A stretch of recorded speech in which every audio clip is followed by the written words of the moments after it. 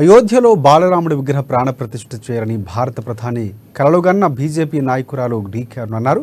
కోర్టులో ఉండే అనేక సమస్యలు తొలగిపోయాయని చెప్పారు. అయోధ్య రామమందిర ప్రారంభోత్సవంలో ప్రతి గ్రామంలో పండుగ వాతావరణం నెలకొందని చెబుతున్న డీకే అరుణతో మా పాలమూరు ప్రతినిధి ప్రదీప్ ఫేస్ టు ఫేస్.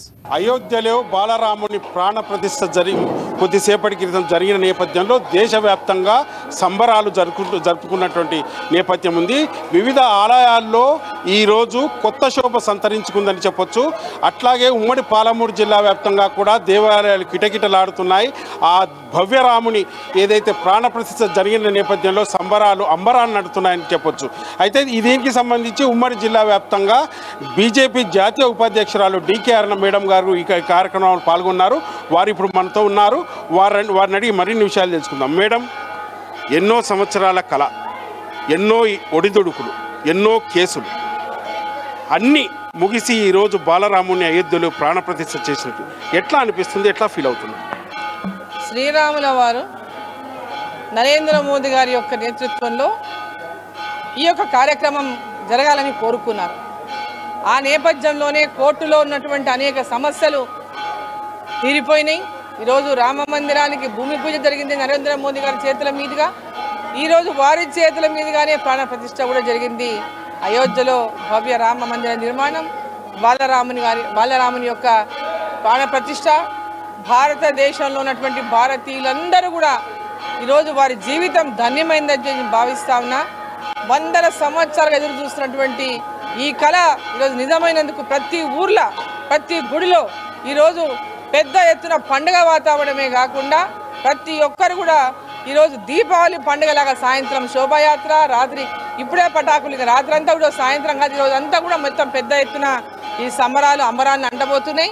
మరి దీనికి ఈ యొక్క కార్యక్రమంలో పాల్గొనేటటువంటి ఇటువంటి ఒక గొప్ప ఒక క్షణాలను చూడడం అనేది మా జీవితంలో నిజంగా ధన్యం అని చెప్పి నేను భావిస్తాను. ఏదైతే వివిధ దేశాలకు సంబంధించిన వారు కూడా ఈ బాలరాముని ప్రతిష్టలో భాగం పంచుకున్నారు.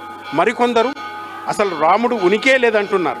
దీనికి సంబంధించి రాముని ఏదైతే సేతును కూడా వాళ్ళు ప్రశ్నించినట్టు నేపథ్యం. ఆ నేపథ్యంలో ఈరోజు రాముడు ప్రాణప్రతిష్ఠ జరిగి వివిధ దేశాలకు సంబంధించిన వారు కూడా సంతోషం వారికి ఏం చెప్తారు? ఎవరైతే రాముని ఉనికే లేదన్న వారికి ఏం చెప్తారు?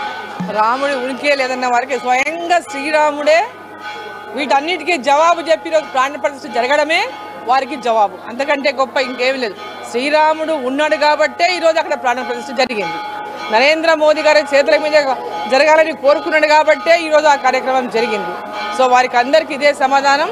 శ్రీరాముని యొక్క ఆశీర్వాదం, రామరాజ్యం మళ్ళీ ఈ దేశంలో, మొత్తం ప్రపంచంలో ఒక మంచి అభివృద్ధి అయినటువంటి దేశము, ప్రపంచ దేశాలు అన్నీ కూడా ఆ రాముల వారి ఆశీర్వాదంతోన మరి ముందుకెళ్తాయని చెప్పి నేను ఆశిస్తున్నాను.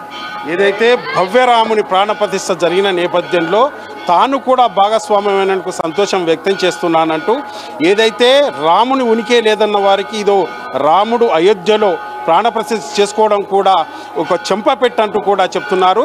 ఏదైతే ఈరోజు దేవాలయాల్లో కానీ దేశవ్యాప్తంగా కానీ కొత్త శోభ సంతరించుకుందని, రాముని యొక్క ఏదైతే అనుచరునిగా ఈరోజు నరేంద్ర మోదీ గారితో రాముని ప్రతిష్ఠ జరగడం కూడా సంతోషంగా ఉందంటూ కూడా చెప్తున్నటువంటి పరిస్థితి ఇది. ఇక్కడి పరిస్థితి. వీడియో జర్నలిస్ట్ రాజేష్తో ప్రదీప్, అమ్మా న్యూస్, మహబూబ్.